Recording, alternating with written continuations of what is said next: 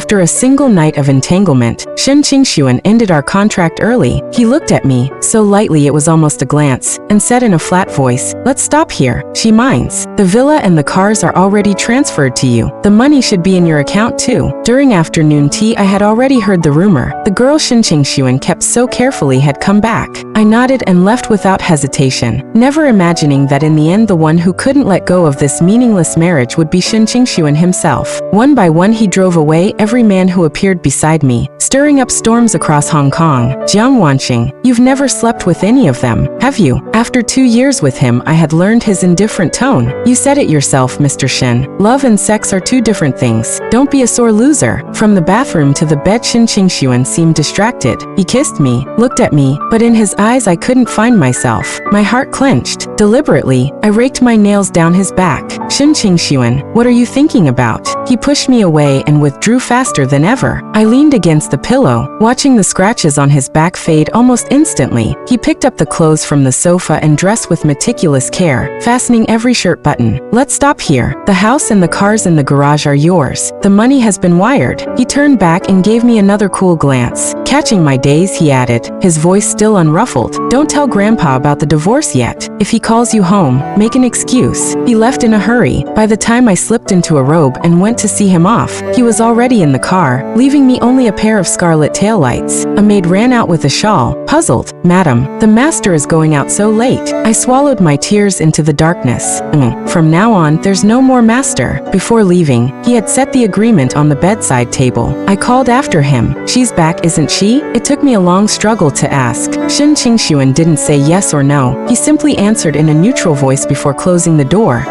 She minds. I blinked, staring at his flamboyant signature on the agreement, until my eyes burned and teardrops splattered the paper. The marriage contract had been drafted by Shen Qingxuan, so had the divorce papers. He was generous, ending it a year early and giving me 5% of Shen Group stock as compensation. I shuffled slowly into the guest bedroom, the only room without his scent. At afternoon tea with the other ladies I had already heard. The girl Shen Qingxuan kept so carefully had returned days ago. So what if she's back? President Shen is married now, right, Mrs. Shen? I held my smile, neither nodding nor shaking my head. You can fool outsiders, but you can't fool yourself. Only then did I realize Shen Qingxuan really hadn't come home for days. When the topic finally moved away from me, I secretly texted him, coming back tonight? He didn't reply, but he did come back, carrying the so-called divorce papers. Only a few families close to us knew that our marriage had been nothing but a paper agreement, no license. Originally we were to register, but Li Yin, Shen Qingxuan's little girl, stormed our wedding and forced him to promise he could marry me, but no certificate. After the uproar she flew abroad, and Shen Qingxuan agreed. Old Master Shen compelled him to sign a 3-year marriage contract, hoping I could warm that stone-cold heart. Yet stones can't be warmed. Divorced? Already? There's still a year left. Star, are you okay? How can she be okay? Look, her eyes are swollen. When news spread that Shen Qingxuan and I had torn up the agreement, 3 faces I rarely saw crowded around me, chattering non-stop. Even alcohol couldn't shut them up. I pushed away Lin Shu, who was blocking my view. Lin Shu's movement was too abrupt, his intention obvious. I looked up and saw Shen Qingxuan, Li Yin beside him on the 2nd floor, freshly separated, and he'd already brought her out in public. It stung. I'm leaving, this is boring. I stood up, only to be stopped by Shen Qingxuan's assistant. Miss Jiang, the president asks you to come upstairs. Miss Jiang, I almost laughed. The title changed fast. I was cheap calling myself that. Shen Qingxuan had warned me again and again not to speak of feelings, yet I still fell in love. Thus, when rivals meet, the sparks fly. The moment I reached the 2nd floor, Li Yin leaned closer to Shen Qingxuan. Too intimate. Sit properly. Haven't I taught you? Shen Qingxuan's tone was indulgent, one I'd heard in bed. The only place he wasn't icy toward me. I was jealous, but I hid it well, greeting him with deliberate distance. Mr. Shen, you wanted something? Li Yin regarded me with provocation, as if to say, after 2 years away, you're still nothing. Shen Qingxuan said nothing. His fingers tapped the wineglass. On the 9th tap he finally spoke. I never loved you, Jiang Wanqing. I'd always known, yet hearing it was like taking a silent blow. Li Yin smiled with narrowed eyes. That's good. I realized then that Shen Qingxuan hadn't meant to speak to me at all. Li Yin had summoned me up merely to hear him say he'd never loved me. My nails dug into my palms. I curved my lips, held my smile, and echoed, that's good. When news of Li Yin's return reached the Shen family, the old mansion's driver came for me just as I was wheeling my suitcase out. Madam, the old master sent me. He's waiting. Shen Qingxuan's warning rang in my ears. I handed the suitcase to the driver and climbed in. How could I not tell Grandpa? In the whole Shen family, he treated me best. Along the way, the driver kept sneaking glances, hesitating before he spoke. The old master doesn't know the young miss is back. The young master is there too. I nodded, gaze fixed outside the window. Li Yin, the Shen family's little miss. Shen Qingxuan had picked her up when he was 17, and she was 5. Her parents had died because she was a girl. No one wanted her. She grew up in the Shen household, Shen Qingxuan indulging her from childhood. Later, the family couldn't accept the idea of a child bride. Old Master Shen made her call him great-grandfather, and Shen Qingxuan little uncle. Little uncle, such forbidden words. The car stopped at the gates of the old mansion. They remained closed. Only when I reached the threshold did the servants pull them wide. Inside, Shen Qingxuan knelt ramrod straight in the middle of the living room while Old Master Shen raised a rattan cane, poised to strike. Li Yin stood beside him, small face bloodless, stubbornly refusing to shed a tear. My chest tightened. After a moment I called, Grandpa. Old Master Shen summoned me to the study. After the wedding he'd taken our signed agreements, fearing Shen Qingxuan would tear them up. Not going to fight for it, Xingxing. You know I believe in you, the old man said, over 80 yet still sharp-eyed. I shook my head, sat casually, and flipped through the papers. Shen Qingxuan had said between us there was no love, only sex. Those 3 words I kept to myself. In the beginning he wouldn't touch me. Old Master Shen had drugged him, who knew we'd fit so well. Perhaps that was why Shen Qingxuan began to treat me well, superficially. He never shorted me money, never embarrassed me in public. After 2 years, even a cat would grow attached. A few days earlier, unaware Li Yin had returned, I twined my arms around his neck near the end and asked breathlessly, will you give me anything I want? He braced himself above me, looking down. What more do you want? I drew closer, fingers trailing over his skin to his chest. What if I want you? Shen Qingxuan pushed me away, voice glacial. Jiang Wanqing, what do you think? I hummed lightly, pretending it had been a joke. Had I known Li Yin had come back, I wouldn't have asked. All Hong Kong knew, the Shen heir kept one girl in the very center of his heart. When I came out with Old Master Shen, Li Yin was gone. Shen Qingxuan sat on the sofa, coldness radiating from him. I didn't look at him. After helping the old man downstairs, I turned to leave. Just outside the gate, I heard the crash of a teacup. Millions in antiques, shattered like that. I pressed my lips and walked faster. The mansion's driver brought me back to the villa gate. Li Yin was waiting. The maid hadn't dared let her in. She looked ready for battle. Want to come in? I invited on my own. Shen Qingxuan had given me a generous severance. For money's sake, I didn't dare slight the treasure of the god of wealth. Li Yin gave a cold snort and stepped inside. This standalone house had been bought after our marriage. She'd never been 20 years old, an age for rivalry. She looked around. My little uncle gave this to you? Has he ever stayed here? I lifted my teacup and smiled at her. His toiletries are still upstairs. Want to take them? She choked, expression quickly smoothing. These 2 years my little uncle flew abroad to see me every month. Did you know? I knew she'd come to provoke. Around her neck a diamond necklace worth 30 million. My paddle at the auction. He slept with you, didn't he? She asked. I kept my faint smile. You should ask him. Shen Qingxuan called that night. The club was noisy. I stepped out of the private room to hear better. What nonsense did you say to Yinin? What's between us? Don't drag a child into it, he said, voice flat yet unmistakably blaming. I was silent a moment, rubbing my aching temples. I only asked if we had slept together. I told her to ask you. Shen Qingxuan, we're done. Don't call me again. I hung up and exhaled. Shen Qingxuan rarely rang me. That last sentence had been unnecessary, but I'd needed to say it. Back in the room, I'd lost all taste for drink. Lin Shu brought up the Shen family. I heard the old man called you both back. Any room to turn it around? How could there be? The contract's over. Clean break. That's what Shen Qingxuan wants, I said. 2 years, and he never felt a thing, apart from sex. Sex where he could sober up halfway through. I lifted my glass for a sip, and my plane tickets are wasted. He won't let you leave Hong Kong. If you wanted to tie him down these 2 years, you should have secretly had his baby. Lin Shu clinked his glass to mine. I propped my chin languidly. Needles were in place. Even if I had, he wouldn't want it. He doesn't love me. Shen Qingxuan showed up at the club after midnight. I'd napped. When I woke, his suit jacket lay over me, light freesia scent. I glanced around. Lian wasn't there. Lin Shu was talking business with Shen Qingxuan. I had no interest. I rose, folded the jacket, and handed it back.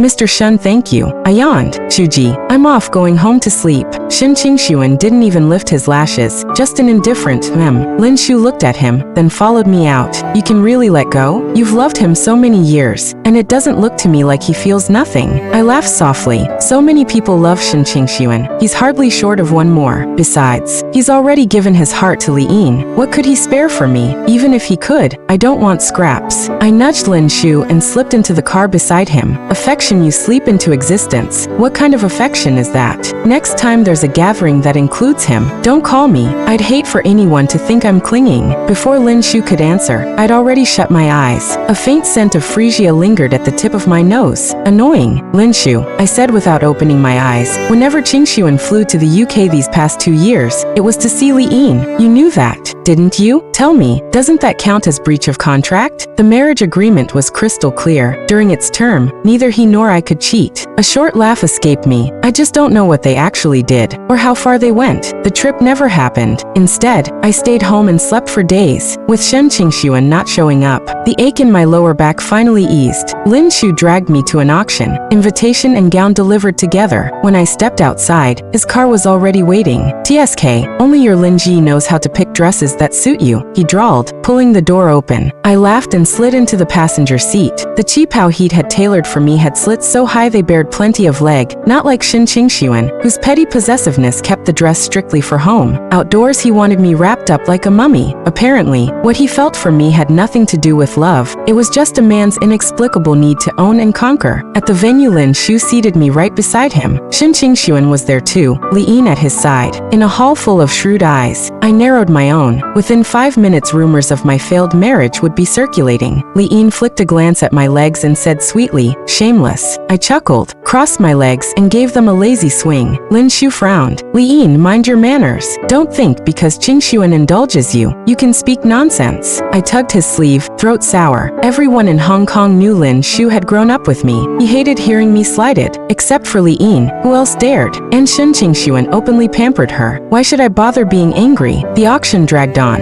Shen Qingxuan never raised his paddle, and Lian showed little interest, until the final lot appeared, a jade bracelet. When the host began describing it, I froze. Tears welled without warning. My mother's bracelet, her keepsake. Before my parents died, most of their belongings had been sold, this bracelet included. Later my uncle returned, handled the funeral, and took me abroad. When I came back, it was to marry Shen Qingxuan. At every auction these 2 years I'd watched for it. Shuji, thank you, I whispered, grateful. Lin Shu bid for me. The price soared to 20 million. Shuji, I have money, bid freely. Qingxuan's settlement was generous. My throat was thick, eyes locked on the bracelet. In the end, only Lian and Lin Shu remained. Lin Shu clenched his jaw and glared, but Lian had Shen Qingxuan behind her. Money was no object. Across her, I spoke softly, almost pleading. Shen Qingxuan, let me have it, please. This bracelet was my mother's. He didn't let me finish. A call came. He left after telling Lian, bid whatever you like. Lian didn't even like the bracelet. I could tell. She wanted it only because I did. I shook my head, told Lin Shu I was leaving, and walked out. Outside I ran into Shen Qingxuan, who was stubbing out a cigarette. His gaze dropped to the slit in my skirt, saying nothing, displeasure written all over his face. But what right had he to be displeased? I'd already put myself in my proper place. He ought to do the same. I tugged my lips into a polite curve and walked past. He turned his head. You like that bracelet? Lian wants it. Let her have it. I'd known this would be his answer. I swallowed every emotion and waited for my driver. Shen Qingxuan stayed, keeping me company in the cold wind. If you ever need anything, you can come to me. No need to treat each other like strangers. His voice was still indifferent. Rain threatened. The sky hung heavy and black. I said nothing, the weather as oppressive as my heart. When the car arrived and the door opened, I finally answered, Mr. Shen, I'll be going. Goodbye. In the rearview mirror, his figure shrank to an indistinct depth. I never told him we were destined to be strangers. News that Shen Qingxuan and I had separated spread openly through the circle. No gossip. gossip. No one dared. Only those who'd bet on me lost heavily. Lin Shu lost the most. I teased him for trusting me too much. He only said Shen Qingshuan would regret it. I stayed quiet. I knew how deep Shen Qingshuan's partiality for Li Yin ran. Otherwise, why bring her to board meetings? A man as self-controlled as he was kept emotion and work ruthlessly separate. Near the end of the dinner, Shen Qingshuan arrived with Li Yin. They entered one after another, a body length apart. The center seat was naturally surrendered to him.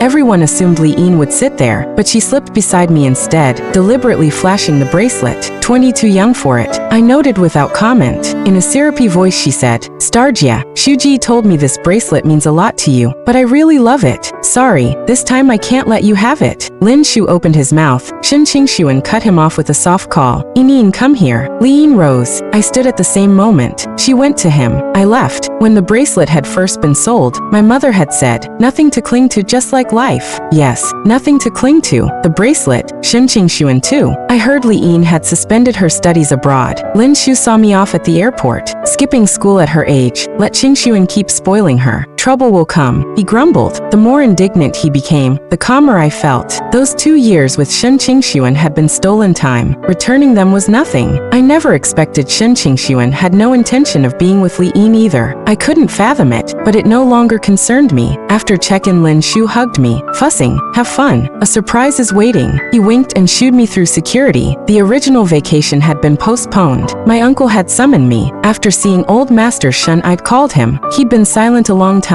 No one's making you leave Hong Kong. Come back for a few days, clear your head. I didn't refuse. Apart from Lin Shu, only my uncle knew how much I loved Shen Qingshuan. He feared I wouldn't find my way out. In London, my brother's friend picked me up. Xing, long time no see. He took my suitcase with a gentle smile. I started, then nodded. Jingchenji, I thought my brother would come. Cui Jingchen's eyes lingered on my face before sliding away. Like your uncle, workaholics. Heard you're only staying a few days. Need anything? Tell me. When your brother's swamped, he may not manage. He dropped me at my uncle's gate without going in. I thanked him and watched him leave. The maid took my luggage and led me inside just as my brother came downstairs, a little dazed. Go. You're home. Hearing me, he paused. Still on a video call. Just came down for water. I thought nothing of it. Wheeled my suitcase into my old room. Nothing had been touched. I pulled a diary from the shelf, flipped a few pages, and my throat clogged. The year my uncle brought me to England, I was 18. Shen Qingshuan was 24, freshly graduated, determined to start his own company like my brother. That had been my 3rd year secretly in love with him. I shook my head, tossed the diary into the trash, and called Lin Shu to ask about the surprise. He was cryptic. Wait 2 more days. Cui Jingchen invited me out. When he leaned over to fasten my seatbelt, I tensed. Images of Shen Qingshuan teasing me in cars flashed through my mind. I bit my tongue to stay clear. Jingchen, I'm not a child. I can do it myself. His hand paused. He clicked the buckle and gave a low laugh. 2 years and you're suddenly distant. London rain drummed on the windshield. Inside the car was almost silent. I broke it. Jingchen,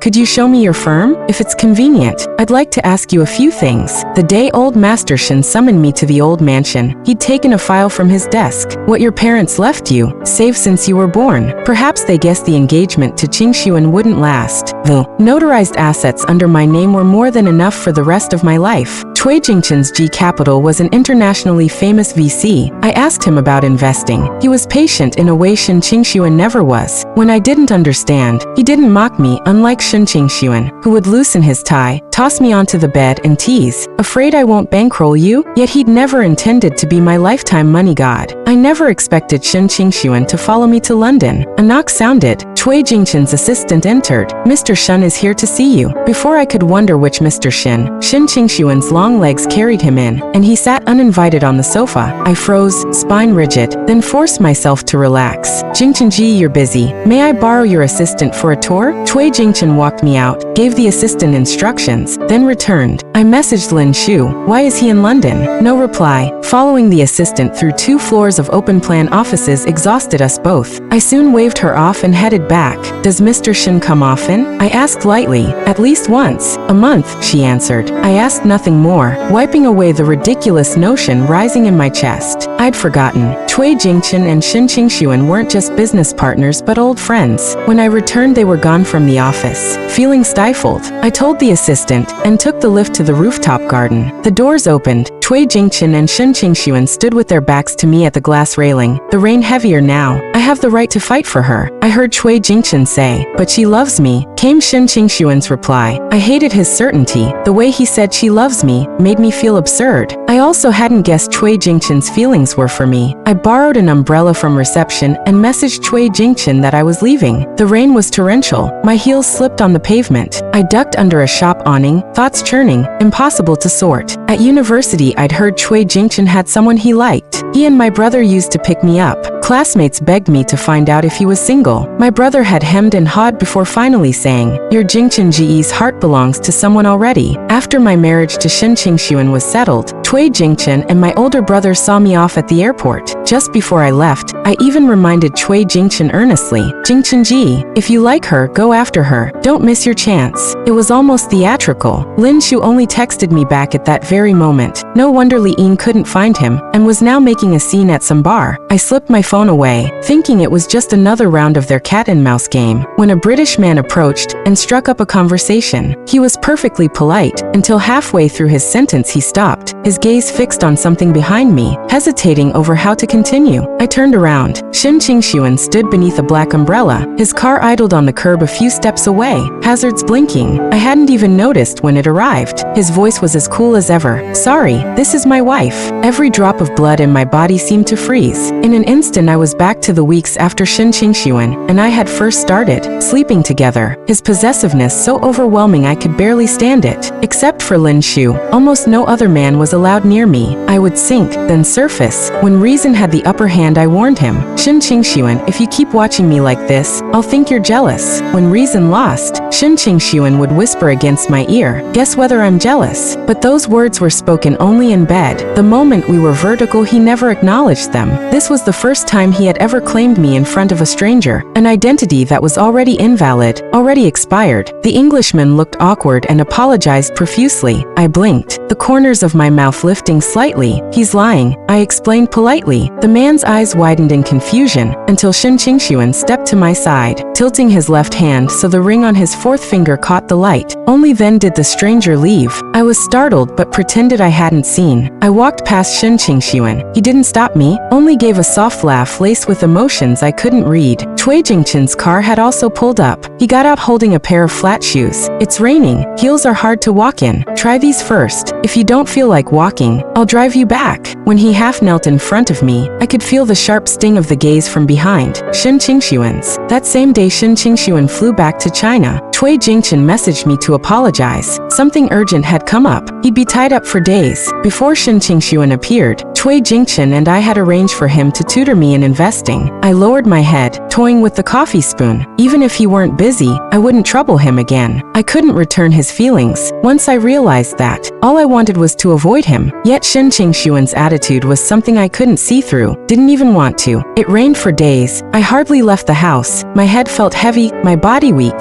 I either holed up in the studio at home painting, or joined my uncle pruning flowers in the greenhouse. When Lin Shu appeared at the gate, I had just stepped out of the greenhouse. Surprise. He grinned. I frowned and glared. He hustled me inside to change, said hello to my uncle, and pulled me into the car. "Where are we going?" I asked. He just smiled, mysterious, until the car stopped and he nudged awake the drowsy me. Only then did I remember. This was Lin Shu, the hell-raising crown prince of Hong Kong's circle. Groggy, I let him tug me onto a yacht. A few people lounged on the sofa. The man in the center looked familiar, though I couldn't place him at once. Ji Mingyu, my little sister's here. I win. Hand over the diamonds. I suddenly recalled. Hong Kong's circles are intricate. The Ji and Shin families had always been at odds. Only Lin Shu moved smoothly on both sides. Ji Mingyu had brought an entire case of diamonds, big and small, dazzling, at least 200 million. Lin Shu leaned to my ear, grinning. 300 million. A few days ago at auction, Mingyu snatched them from Qingshuan. I pressed my lips together. I couldn't picture Shen Qingshuan losing at all. Ji Mingyu slid the case toward me, every inch the gentleman despite the grand gesture. "Miss Jiang for you. No pressure, just a private wager with your brother." I lost fair and square. I didn't accept. Instead, I lifted my glass and toasted him. In the 2 years with Shen Qingxuan, I'd attended countless banquets and only occasionally crossed paths with Ji Mingyu. The two families deliberately kept their distance. Ji Mingyu tapped the bowl of his glass against mine. The yacht sailed far out to sea. After a few drinks, drowsiness hit again. When I woke, Ji Mingyu stood on deck talking with Lin Shu. One of Ji Mingyu's friends leaned on the sofa, studying me. "Miss Jiang, may I chat with you?" he asked. His face was unfamiliar. Since Lin Shu had arranged the yacht, it should be fine. The man introduced himself as Qin Shang. Compared with Ji Mingyu, he carried an extra touch of modesty. "Just curious, why did you break up with him?" "Of course, feel free not to answer." "Relationship breakdown, incompatible values." I offered 8 offhand words. Qin Shang merely smiled, touching his glass to his lips. I'd spoken. Whether he believed it, who cared? When Lin Shu and Ji Mingyu returned, Qin Shang and I had already talked for a long time. Lin Shu was helping me, knowing that from now on I would no longer rely on Shen Qingxuan. He was expanding my network.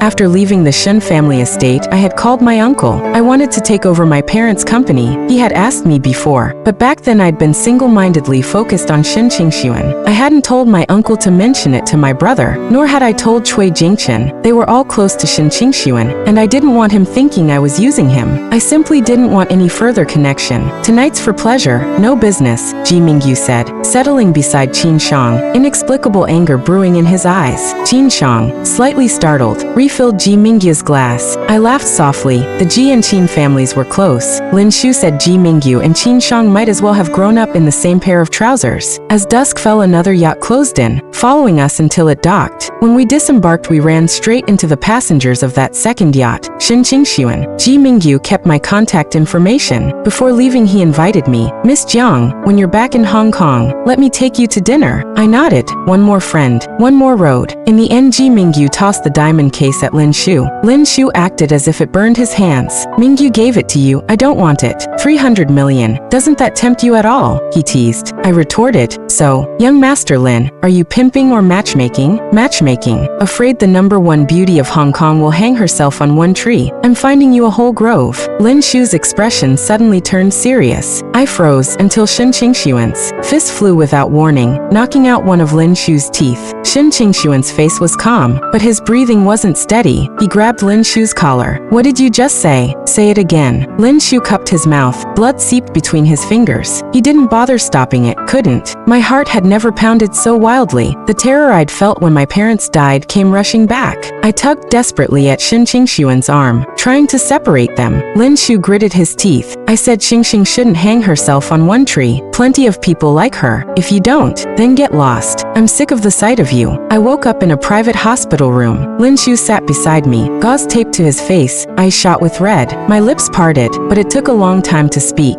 Over and over in my ears rang what Lin Shu had said before I fainted. Tears rolled unbidden. "Does it hurt?" I reached to touch his head. "Don't move. You've got in 4. He pressed my arm, eyes fixed on my face, hesitating. I looked at him, puzzled, until Shen Qingxuan appeared in the doorway. He hadn't left. I refused to look at him. I sensed Lin Shu was hiding something. "What's wrong with me?" I asked. Shen Qingxuan answered for him. "Fever. Don't you know your own body?" "Oh, a fever. No wonder I'd felt so weak for days." Lin Shu's gaze flickered. He stood. "I'll step out for a smoke. You two talk." I wanted to call him back. If I could, I'd rather not be alone with Shen Qingxuan. Shen Qingxuan set a thermal container on the table, took out a bowl and spoon, and ladled porridge. The container was from my uncle's house. Whenever I'd been hospitalized before, my aunt used it to bring her homemade congee. When the bowl was filled, he sat beside me. "So delicate. Maybe you should stay with me. Would you like that?" No, the word left my lips instantly, without hesitation. I no longer knew what still bound Shen Qingxuan and me. The agreement had been torn up long ago. "Mr. Shen, does Li'in know you're in London? Does she know what you just said?" I lifted my chin, staring straight into his eyes. His gaze had always been cold. The few times it held light were when he looked at Li'in. In the 2 years with him, I had never once uttered Li Yin's name in front of him, knowing, yet pretending not to know. This time, I was deliberate. I had already extricated myself. Yet Shen Qingxuan suddenly appeared wanting to start again. "On what grounds?" "This has nothing to do with Li'in," he said, eyes dark, unable to hide his displeasure. I smiled thinly. How could it not? Cutting things short early, wasn't it because she minded? And now starting over, she won't mind? I rarely spoke so sharply. Shen Qingxuan disliked it. He preferred me gentle, soft. He scooped a spoon spoonful, blew on it, brought it to my lips. All right, eat first. It was rare for him to be so patient, to cling without reason. I turned my head away. I don't want it. No appetite. Shin Qingxuan, we're already over. Let's be straightforward. The nurse removed the 4, but I still couldn't be discharged. Lin Shu hadn't come back since that day. My messages went unanswered. When I scrolled through the news on my phone, I discovered Shin Qingxuan and Ji Mingyu were at war. Even Lin Shu, usually a hands-off owner, was swamped. When gods fight, mortals suffer. I thought Shin Qingxuan was sick. Before, he'd been too busy to be seen. Now he stayed glued to my bedside, giving me no room to breathe. He watched me closely. I wanted to call reinforcements, but neither my uncle, my brother, nor Cui Jingchen were in London. I knew something was off, but I didn't know what, until Shen Qingxuan stepped out to take a call. I crept after him. He was smoking in the stairwell. I crouched and pressed my ear to the gap. Less than 2 months, a whole month of progesterone shots. I know. I'll take care of her. After that I heard nothing, only a roar in my ears. I bit my lip, returned to bed, and hid every tremor. When Shin Qingxuan came back, I had already composed myself. Shin Qingxuan, I want to go back to Hong Kong. Once back I moved into the villa he had given me. Shin Qingxuan moved in as well. Strangely, Li Yin never appeared, vanished into thin air. Shin Qingxuan called in a private doctor. Endless IVs, daily bowls of Chinese medicine, unending injections. He told me himself, watching my face the whole time. I asked him calmly, so you expect him to be born your illegitimate child? Shin Qingxuan's hand, holding the bowl of medicine, paused. No, we'll register the marriage. I only smiled and said nothing. Lin Shu came to see me. 2 bodyguards at the door frisked him from head to toe before letting him in. Shin Qingxuan hadn't gone to the office. He was in the study, on a conference call. Xingxing, I'm sorry. I didn't mean to keep it from you. Lin Shu sat opposite me. The tooth he'd lost hadn't been fixed yet. I shook my head. None of this was his fault. There's no guarantee we can keep it anyway. Qingxuan's right about one thing. I've been spoiled since I was little. Maybe this little thing is just as delicate. Comes for a visit, finds neither parent wants it, and decides to leave. I cradled the medicine bowl, and without even frowning, drank it to the last drop. Lin Shu opened his mouth but said nothing. Who would have thought we'd actually managed to make a baby? Pointless. I don't want it. As for Li Yin, Lin Shu knew nothing either. Before leaving he promised to find out where she'd gone. When Shin Qingxuan came downstairs, Lin Shu was already gone. He came to see you? He asked casually. I shook my head. I asked him to show me the gap in his teeth. I've been getting spam calls about dental implants. Thought I'd give him a referral. Shin Qingxuan's eyes darkened. His phone vibrated. He glanced at the screen, an unsaved number, and picked up. Li Yin's voice spilled out. Little uncle, you don't want me anymore, do you? I heard Jiang Wanqing is pregnant. Congratulations. What am I supposed to do? Shin Qingxuan pulled me onto his lap before he answered, and I happened to hear every word. I poked his shoulder, got up,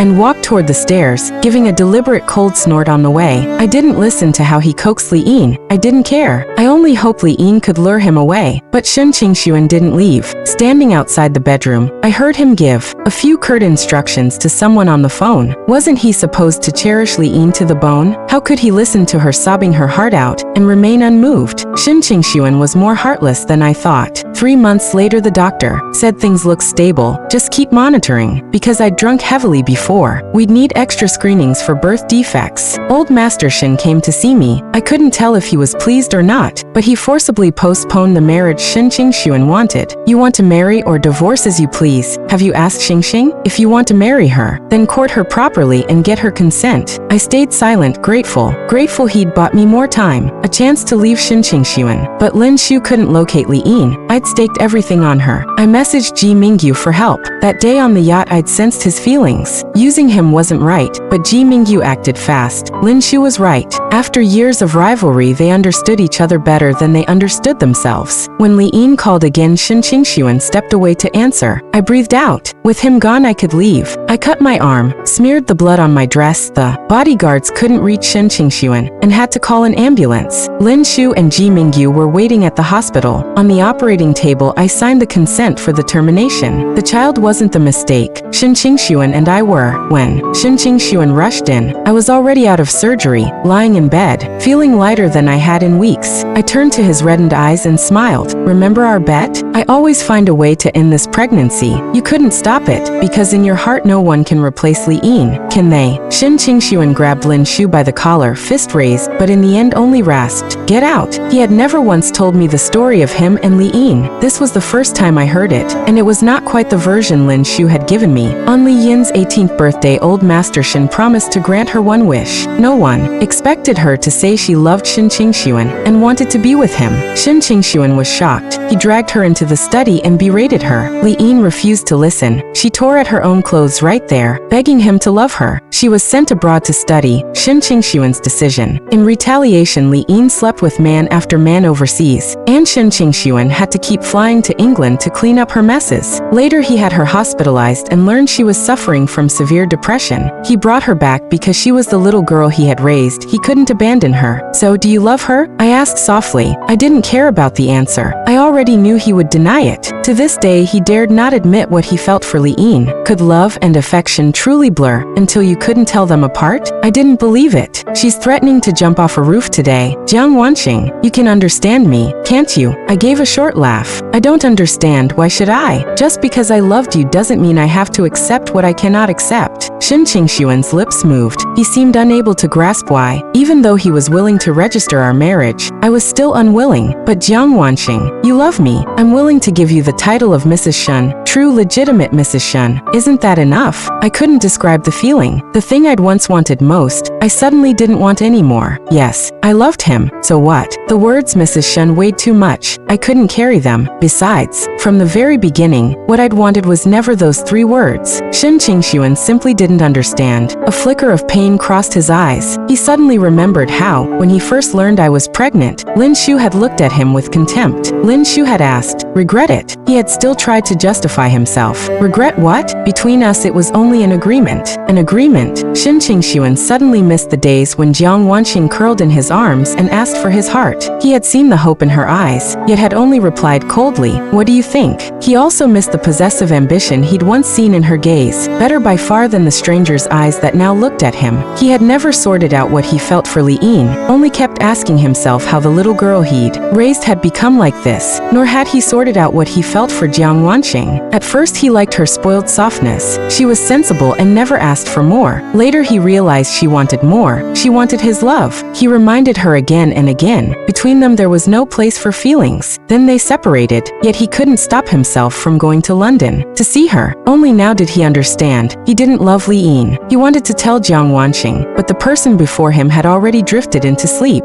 He didn't come again until I was discharged. Lin Shu and Ji Mingyu picked me up, facing Ji Mingyu again. I felt awkward, but he only smiled. "Miss Jiang, how are you recovering? There's a restaurant that specializes in convalescent meals. Would you let me take you?" I didn't refuse. Qin Shang came too. 4 of us sat in a private room. "What are your plans next?" he asked. "I hear Yesa is also your parents' legacy." He rested his chin on his hand, gaze fixed on my face. "Yesa is being run by someone else. I don't need to worry. I'm going back to London, study under my uncle for a few years. Yesa is one of Hong Kong's most notorious playgrounds. The Ji family conducts a lot of business there. Ji Mingyu is a regular, which is why Shin Qingxuan never went, and why I'd rarely set foot inside. I made a spur-of-the-moment invitation. I've never actually seen Yesa. How about tonight?" Qin Shang raised both hands in approval. Ji Mingyu kicked him. I had just been discharged. It really wasn't suitable. Still, before I left for London, I did take them to Yesa. The 3 of them drank and reveled. I sat in a corner sipping the herbal tea Ji Mingyu had specially ordered. Tasteless. Shin Qingxuan knew I was leaving. I went to the Shen family mansion to say goodbye to old Master Shen. That day Shin Qingxuan happened to be home. "Will you come back?" the old man asked, patting my hand, eyes full of guilt and reluctance. I nodded. "I'll be back. I still love Hong Kong. When I return I'll need Grandpa to look after me." The old man loved it when I acted coquettish. I softened my voice to coax him. "How are things with that Ji boy? Xiao Shu says you've been close lately." I gave a startled laugh. "Grandpa, you should read less gossip." Throughout, Shin Qingxuan sat on the sofa, silently staring at his tablet. Later he came to me. I'd forgotten to change the Villa Gate code. He pinned me to the bed, wrists clamped in his hands. The scent of freesia mixed with alcohol turned cloying. "Jiang Wanqing, do you love him? Have you slept with him?" "Madman." I said nothing, turning my face away. "You haven't slept with him, have you?" I looked straight at him, mimicking the cold tone he had used every time he reminded me, but you once said love and sex are two different things. Mr. Shun, don't be a sore loser. I told no one what happened that night. I simply had the villa sold at twice the market price. Shen Qingshuan never showed up, but I knew he was the buyer. Let him. He has money to burn. I took the cash and felt lighter. On the day I left Hong Kong, Lin Shu came to the airport. Ji Mingyu had promised to see me off too, but he never appeared. Disappointed, Lin Shu asked. I shook my head. Not really. These past months Ji Mingyu's been good. Good for dating. Maybe even for marriage, just not for me. I heard you treated him like an older brother and made him cry into his pillow. Call him when you land in London. I choked and glared at Lin Shu. He was forever pushing Ji Mingyu and me together. When I landed in London, I texted Lin Shu first, then called Ji Mingyu. In the background of the call, I heard the exact same sounds behind me. I turned, surprised. How are you here? Ji Mingyu raised an eyebrow. If I say my focus these past few years has been expanding overseas business, would you believe me?